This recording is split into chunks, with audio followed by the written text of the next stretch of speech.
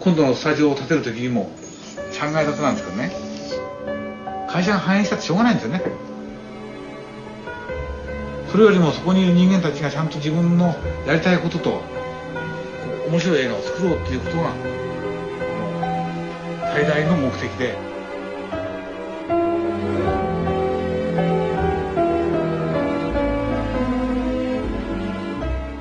One consistent theme in my work is to watch good animation and surpass it. That was a quote from Hayao Miyazaki in 1978, and ever since then he's developed a filmography compiled of some of the greatest animated masterpieces in cinematic history. For 40 years, Miyazaki's dexterity and creativity has dazzled audiences through his feature-length animations, to become the undisputed master of his craft. Only those whose names have become synonymous with the medium could profess to a career as consistently successful and celebrated as his. But how has Miyazaki maintained not only critical acclaim, but a far-reaching audience? Unlike his native land, in the West there still remains a stigma that most animation is solely for children, and thus animation that's created typically tends to avoid the more burdensome themes we're accustomed to in our live-action films. However, Miyazaki is not your typical animator. He took an approach to animated filmmaking that concentrates on the emotional intricacies of his subjects, as opposed to creating, ironically, cartoony characters. His aim wasn't to make things that spoke down to children, his aim was to make films that would help us all further understand the human condition. Movies such as The Curious Adventures of Mr. Wonderbird and Hakujiden were Miyazaki's inspirations for how he would approach animation, always admiring the early works of Disney for their technical abilities, but thought their emotional depictions were far too simplistic. Early days of animation could get away with being somewhat shallow, but Miyazaki sought to change that, famously hating the prescribed label of the Japanese Disney. A more appropriate title would be a Japanese Yuri Norstein, as Miyazaki's animations aren't about their external flair, but their internal subtleties. He stated numerous times that the film The Snow Queen showed him animation's potential in its depiction of human emotion. These influences are what form the filmmaker we have today, setting him apart from his contemporaries. A combination of skill and proficiency of Western animators with an approach of Eastern sensibility. Because Miyazaki's foundations for his films are found through empathy and reality. Empathy captured by the audience self-projection on the characters, and reality through the honest depiction of the unpredictability of people's lives. Above everything, if we wanted to know what makes a Miyazaki film, then all we need to look at is the emotional element.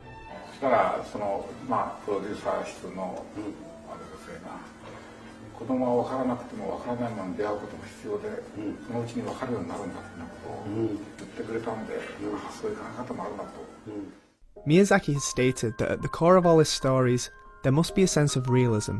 Amidst the gods, demons and fantasy elements, it's the human side that's always prioritised.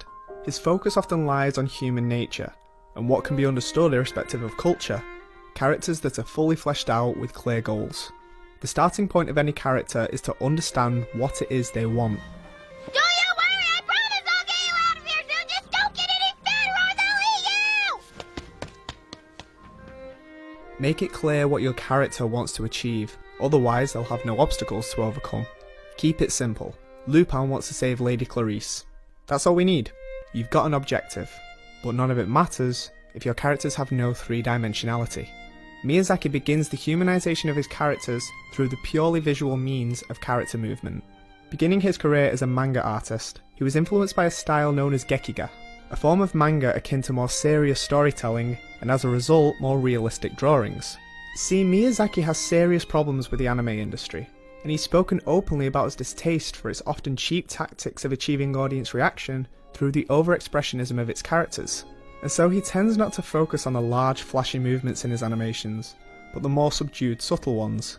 The characters he presents to us come with familiar idiosyncrasies, whether it's someone walking on their knees to avoid treading on a carpet, or a little girl tapping her shoes to ensure they're on correctly. It's actions like these that enrich the characters of Miyazaki, as it often can be something as simple as the minutiae of an action that can emphasise who that character is. His characters can be extremely expressive at times, and the quality of the animation most definitely helps this, but for the more indistinct actions, we see characters who don't have to think about what it is they're doing, and so we get a chance to see characters essentially at their most primal. Spend time on arbitrary actions, and it shows us how that character thinks through how they approach things. Are they careful and precise, or clumsy and stubborn?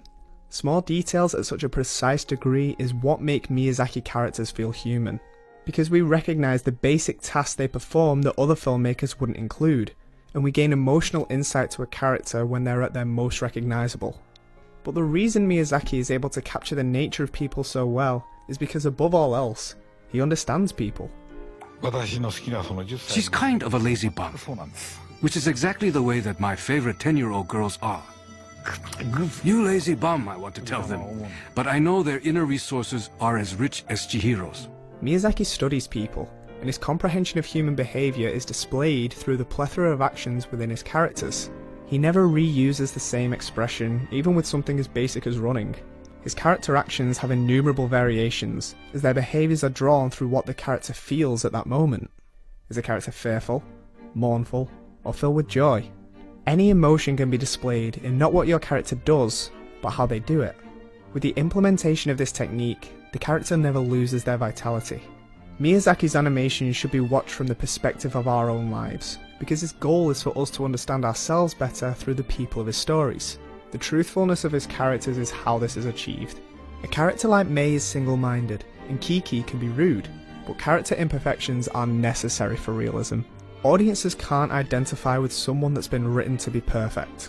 We need some commonalities, and character shortcomings are a requisite for this. Nobody's perfect, and Miyazaki enforces a vital rule when making any character. Just because they're the protagonist, it doesn't make them infallible.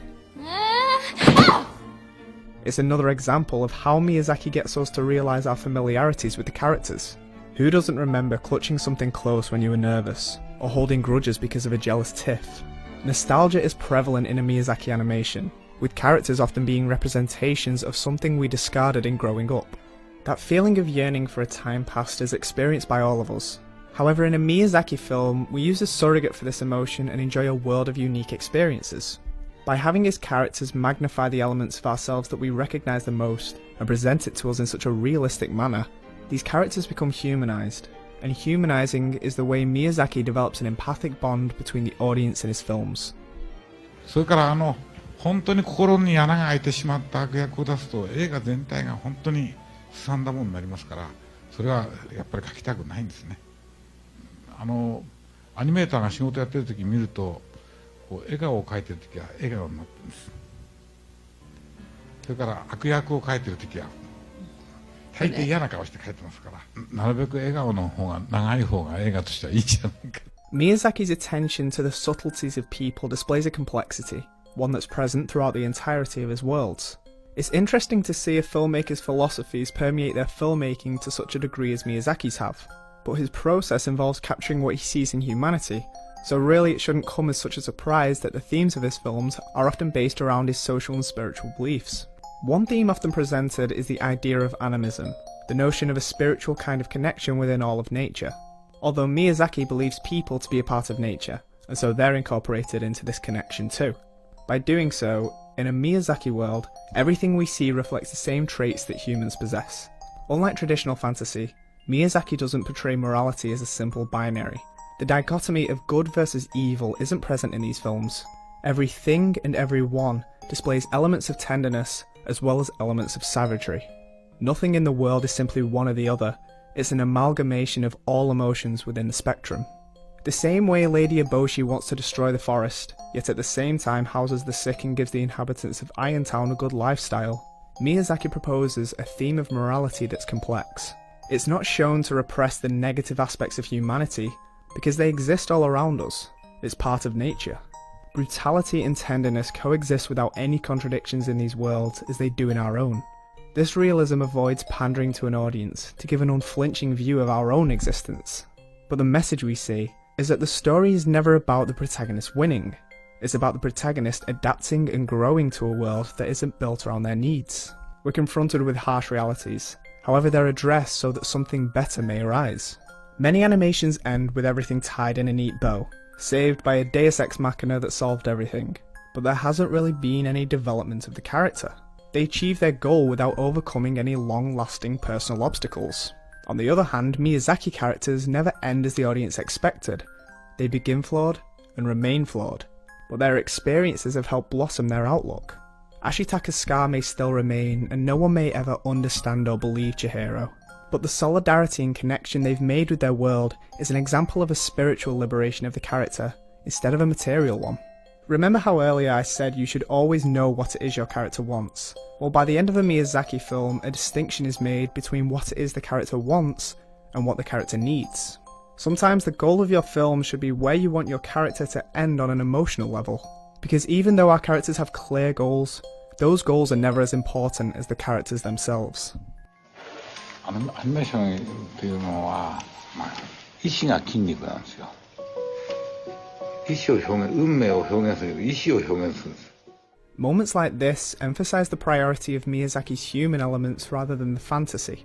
And I think it's important to take into account Miyazaki's attitude to filmmaking, because a lot of this can simply be credited to the film's production.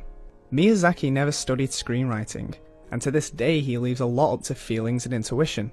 It's a very interesting approach to filmmaking, because while the film's being made, the scripts and storyboards are simultaneously worked on.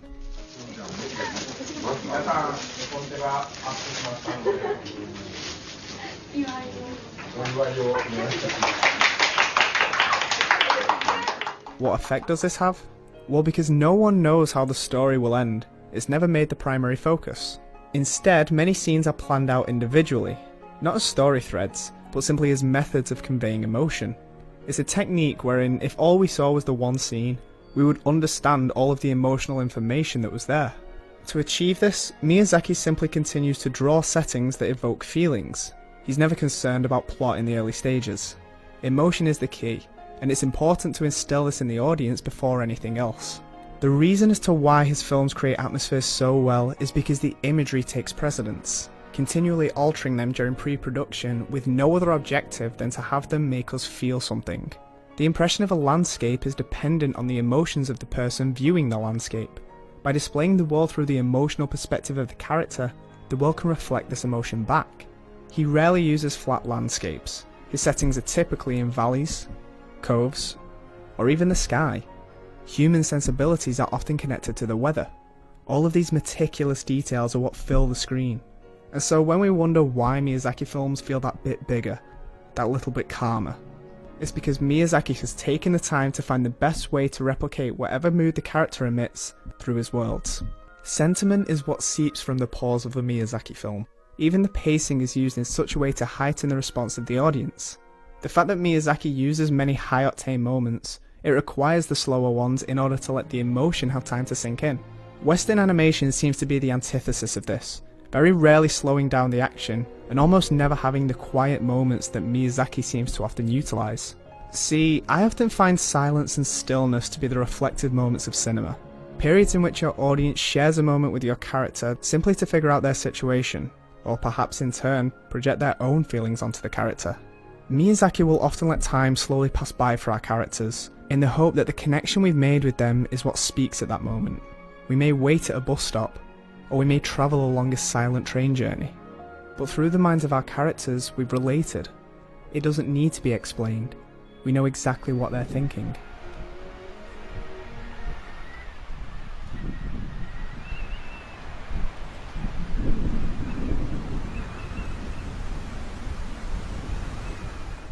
With worlds as alien and obscure as Miyazaki's, there's bound to be some elements that are left to our interpretation. But the thing is, we don't have to understand everything. Miyazaki's principle is emotion, not logic, and so a lot of his design of the fantasy aspect isn't explained. The reason for this is because an object is likelier to attract our interest when we can't explain it. The creatures that Miyazaki creates are often ambiguous in their actions. We don't know what they're thinking. The more that thing is anthropomorphized, the more we're able to empathize, but the less intriguing it becomes. Miyazaki reserves empathy for his human elements and mystery for his fantasy elements. Sometimes it's better not to offer explanations, because giving a reason doesn't clarify the problem.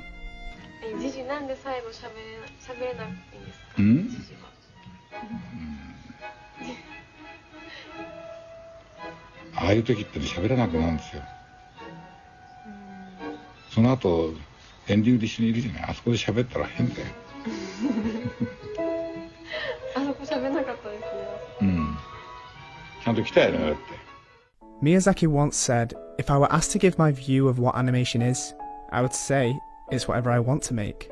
Gods and spirits may be the surface of his films, but at the heart are stories about people, about feelings that help us grow and change. His environments may be disjointed at first glance, but his use of modern elements gives us something to recognise. And it's his implementation of traditional Japanese design that gives the world a mystery, yet a consistency. It all comes down to empathy with people and reality of the world. In the end, Miyazaki offers a sense of liberation to his characters, and in turn, does so to us. We see people in a suffocating society, but ultimately show characters that become self-reliant, not through a tangible achievement, but an emotional one. Miyazaki has mastered a level of emotional filmmaking rivaled by few other filmmakers, where perhaps there is ambiguity throughout his works, and maybe it does ask suspension of disbelief from the audience, but when it's removed from the world of logic and clinical analysis, the films make perfect sense, because no filmmaker understands the essence of humanity better than Hayao Miyazaki.